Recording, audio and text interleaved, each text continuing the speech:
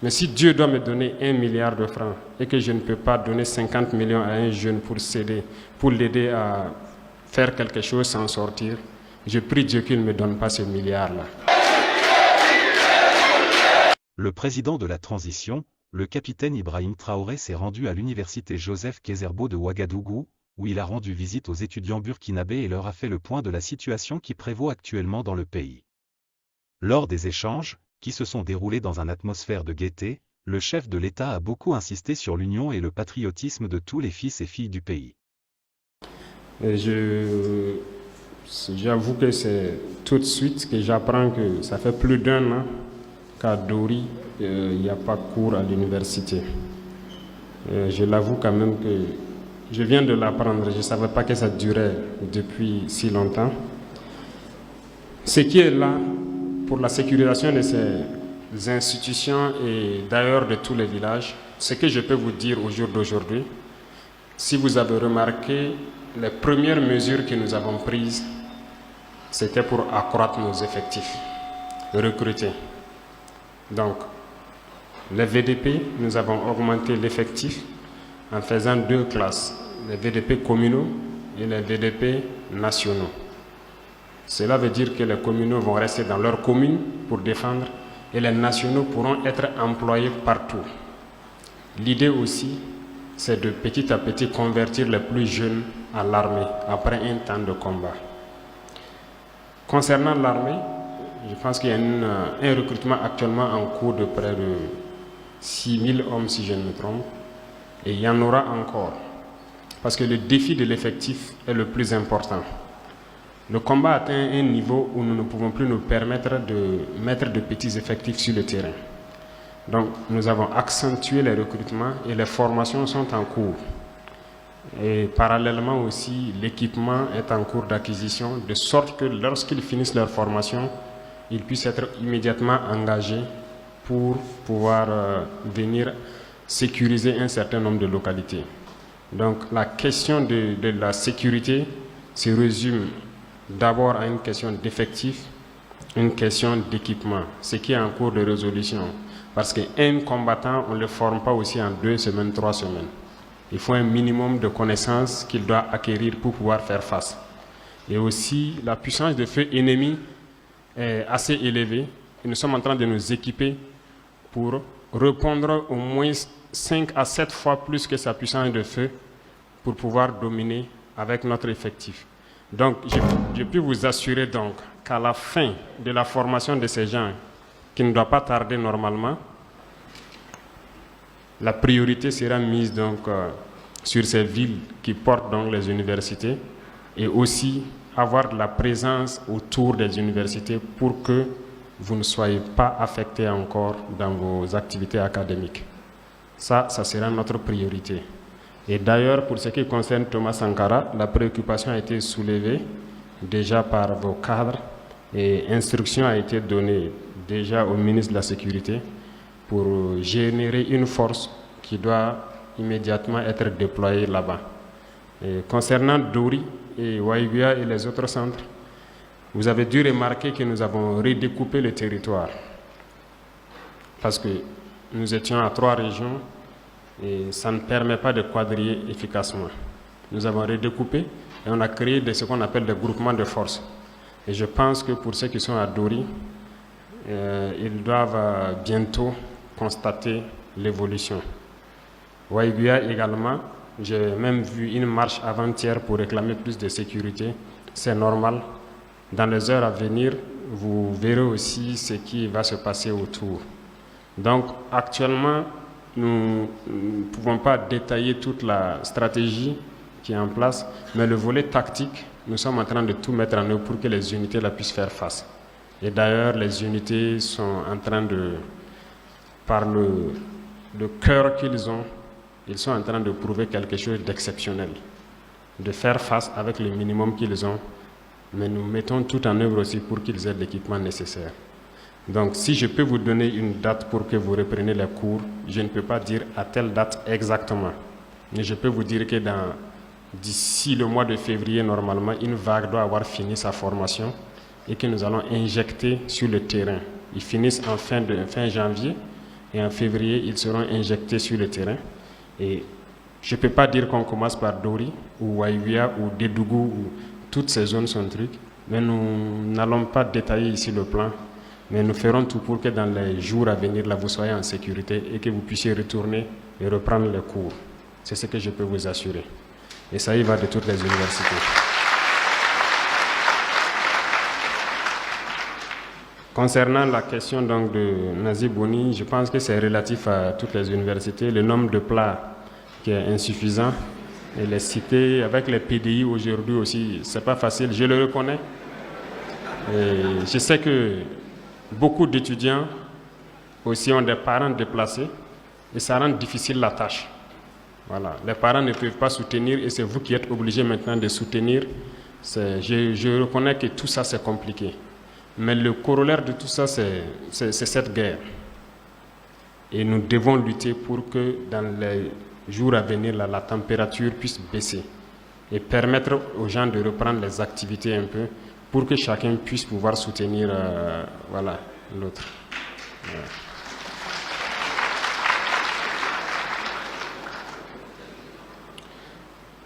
Les étudiants PDI, ça, nous allons essayer de prendre ça en compte, pas seulement les étudiants, mais tous les PDI. D'ailleurs, aujourd'hui, nous sommes en train de lancer un appel pour pouvoir, vous avez dû remarquer, il y a beaucoup de communes, on fait les efforts de ravitaillement, rien que les vivres, parce que c'est ce que les gens cherchent actuellement, à manger d'abord. On a la chance qu'il ne pleut pas d'abord, mais nous devons pouvoir satisfaire ces besoins de nutrition-là chez tous les PDI. Et l'effort est mis sur ça actuellement. On est en train de chercher le maximum de camions possible. Les hommes sont prêts, engagés, surtout quand il s'agit d'emmener à manger auprès des populations. Et ils n'ont aucune fatigue, ils n'ont aucun répit. Et après, nous allons penser aussi à reloger, à redéfinir l'emploi de certains PDI. Et concernant les étudiants, il s'agira pour nous de trouver les moyens pour que ces gens puissent s'insérer dans la société estudiantine et pouvoir reprendre les études. Le défi est énorme, je le reconnais. Et il y a une chancellerie qui me posait la question, quel courage vous avez eu de prendre un tel pays? J'ai dit, c'est ma patrie. Il n'y a pas de courage qui ne va pas la faire.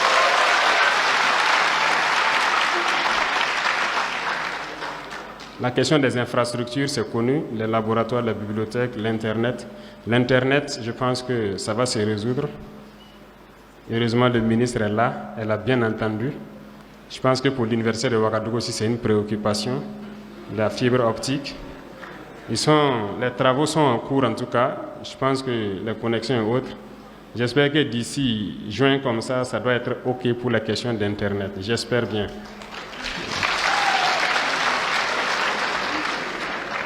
Pour les laboratoires et les autres effets, je discutais dernièrement donc avec un certain nombre de ministres concernant donc nos nouvelles coopérations qu'on veut avec certains pays.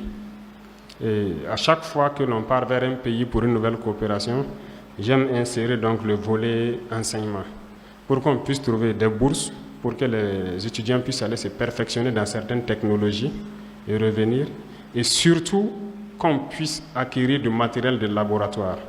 Parce que moi-même, je viens d'ici, j'ai fait la géologie et je sais ce que c'est que le laboratoire. Donc, je sais que dans tous les domaines, vous en avez besoin. Et dans nos partenariats futurs, donc, on met l'accent sur ça pour qu'on puisse un peu rééquiper nos universités, nos écoles, pour que les étudiants puissent vraiment... C'est à travers ça que vous pouvez vraiment chercher et développer quelque chose de nouveau. Comment adapter l'éducation? C'est une très bonne question. Je répondais à la question avec les enseignants. Le nouveau ministre de la Jeunesse qui a été installé a reçu hier une mission de pouvoir donc, avec ses camarades de l'enseignement supérieur et de MENAPL, de l'enseignement de base, pour réformer le système éducatif.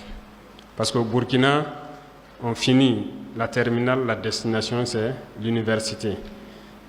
Pourquoi ne pas, à l'intervalle là, pouvoir donc professionnaliser la formation de sorte que, à partir d'un niveau, d'autres pourront directement être employés et que l'université soit un choix et non pas forcément une destination.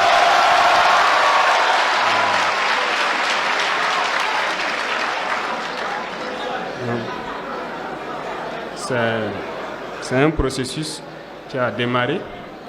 Il a reçu la mission, donc il va rapidement se mettre à la tâche avec ses autres camarades pour faire ces réformes-là. Concernant l'enrôlement pour être VDP, je suis très ému, très content de voir que nous ne le souhaitons pas, mais j'ai vu dans un pays, donc à un niveau donné de la guerre, ils ont dû fermer les universités, enrôler les étudiants, les former et faire face à la menace. Nous espérons que nous n'arriverons pas à cette situation, mais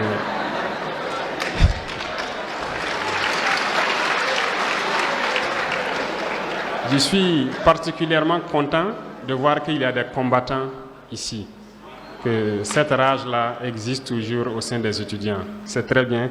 Nous allons étudier, voir, mais nous ne souhaitons pas, en tout cas, a priori, vous engager pour prendre des kalachnikovs, mais nous allons vous engager, pour comment fabriquer des kalachnikovs.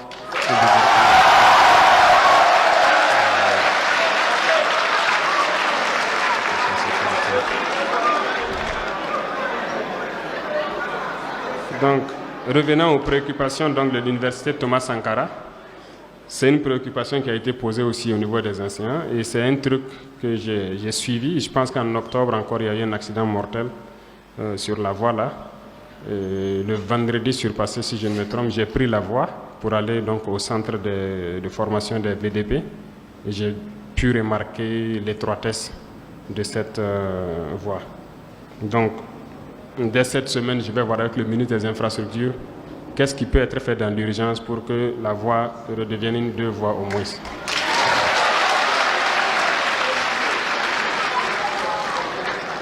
Et aussi, je disais pour la sécurité, donc ça c'est déjà pris en compte.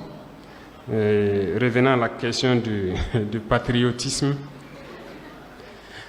bon, heureusement que ça vient de vous et je souhaite que le patriotisme soit la chose qui vous anime le plus.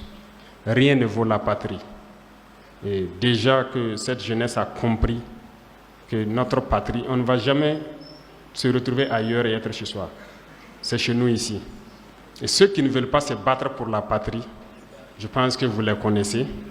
Et je ne souhaite pas que vous soyez violents envers eux, mais il faut donc les observer comme ça, continuer à jouer leur jeu, mais nous trouverons les voies et moyens pour aller avec les patriotes vers donc, le rayonnement de notre patrie.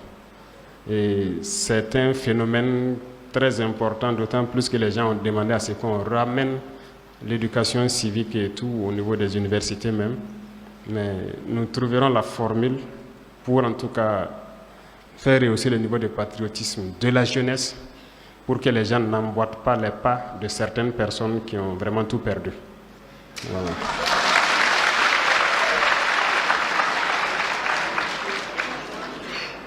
Maintenant, s'agissant donc de la question de garantie des populations des zones libérées, je ne peux pas vous le dire ici. Si je vous le dis, c'est public. Si c'est moi l'ennemi, je vais m'adapter. Vous comprenez? Il y a beaucoup de choses d'ailleurs qu'on ne peut pas dire publiquement parce qu'on contribue à informer l'ennemi, à se préparer à contrer ce que nous faisons. Voilà. Donc, nous préférons le réserver des surprises, mais retenez que la guerre qui est en cours, c'est des batailles. Comme vous le remarquez, il y a des jours où on perd des hommes, mais il y a des jours où on gagne. Généralement, nous, on ne communique pas trop depuis que ça a commencé. Comme on dit, la vocation de cette guerre, ce n'est pas de tuer, mais on n'a pas de choix. Voilà. Si ceux qui ont compris déposent les armes et rejoignent, nous savons ce que nous pouvons faire pour eux. Et ceux qui n'ont pas compris, on n'a pas le choix. On est obligé de combattre le feu par le feu. Donc c'est ce qui est là.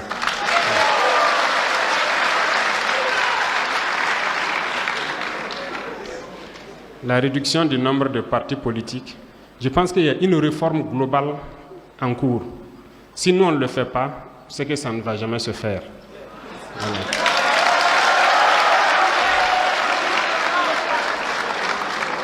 Je pense que c'est vous les décideurs. C'est vous les jeunes, c'est vous les décideurs.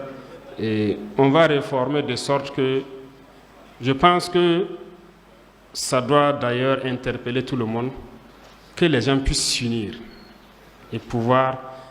Pour développer le Burkina, je ne pense pas qu'il y a 1000 voies différentes. Il y a beaucoup de programmes sûrement qui se croisent. Il faut qu'ils arrivent à s'unir pour faire un seul programme et avoir donc des partis, vraiment un nombre réduit de partis. Ou à défaut, nous allons élaborer des textes avec leur concours pour permettre de réduire donc ce nombre croissant de partis politiques. C'est ça même le début de la cohésion et de l'union des Burkinabés. Il faut que les chefs de partis là arrivent à s'unir, créer quelque chose de grand, avoir une idéologie bien claire et pouvoir donc poursuivre leur but.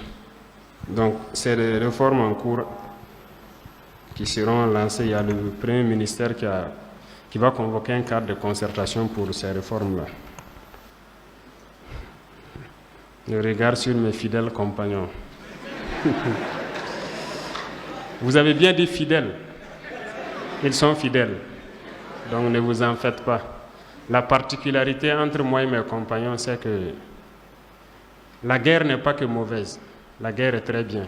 Ça permet d'unir le combattant. Donc, à travers la guerre, on a vécu beaucoup d'épreuves du feu ensemble. On a vécu la mort ensemble plusieurs fois. Ça unit beaucoup plus que tout. Donc, c'est ça le plus important. Donc, soyez sûrs qu'on a côtoyé une fois la mort ensemble. Ça, c'est le lien le plus fort qui puisse exister. Ce qui peut facilement faire trahir, c'est l'argent. Et c'est ce volet duquel il faut faire très attention. J'ai une prière souvent que j'aime faire et que je continue de faire, surtout de ma position actuelle.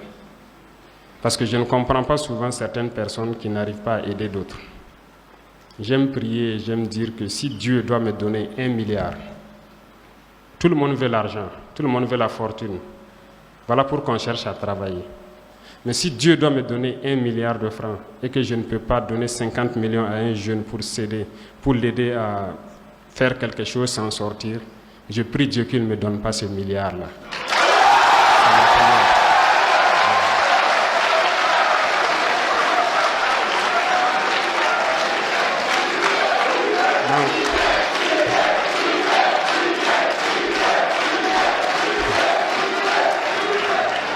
Donc je souhaite qu'il en soit de même pour toute la jeunesse, que nous ne laissons jamais l'argent prendre le dessus.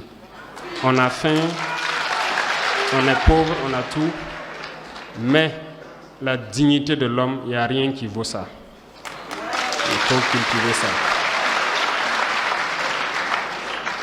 Donc, soyez rassurés. Si demain, vous entendez que quelqu'un m'a donné ça ou quelqu'un m'a fait ça, c'est que je suis en mesure de vous dire oui, il m'a donné ça et j'ai utilisé pour faire ça.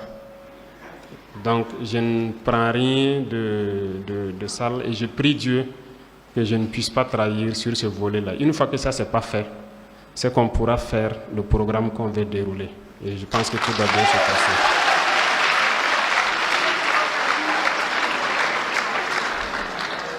Et j'ajouterai que mes préoccupations majeures, c'est que la jeunesse reste en veille. Parce que le combat pour la souveraineté, c'est un combat de longue haleine. C'est un combat qui demande assez de résistance. Vous voyez déjà beaucoup de choses. Il y a des termes que je ne veux plus dire parce qu'on m'a dit de ne pas le dire, que je vexe. Je ne veux plus vexer quelqu'un parce que je ne souhaite même pas vexer quelqu'un. Mais ce combat pour la souveraineté est engagé. Et c'est tout ce que nous souhaitons pour être souverains. Ça me ramène donc à une question à laquelle peut-être on ne peut pas répondre directement, mais peut-être que dans les heures à venir, vous verrez un certain nombre d'informations tendant donc à revoir notamment nos relations avec certains États. Et je le dis ici parce qu'il faut que nous relisions beaucoup de textes. Et je pense que nous avons déjà engagé cela hier pour relire un certain nombre de textes pour notre souveraineté. La dernière question portant sur un pays particulier, nous voulons être souverains et je pense que eux-mêmes ils l'ont dit la dernière fois à la visite. Notre souveraineté, on va la prendre. Donc nous avons engagé tout le processus nécessaire pour cela. Et ça se fait en douce. Et je ne souhaite pas qu'il y ait de la violence comme je le dis. La jeunesse qui est là actuellement doit se départir de la violence. Je vous veux tous en bonne santé, qu'on puisse construire. Et ceux qui ne comprendront pas cela, trouvez les voies et moyens pour les empêcher de vous perturber. Soyez focus sur notre objectif et avançons vers notre développement, vers donc la souveraineté de notre patrie. C'est ça le plus important.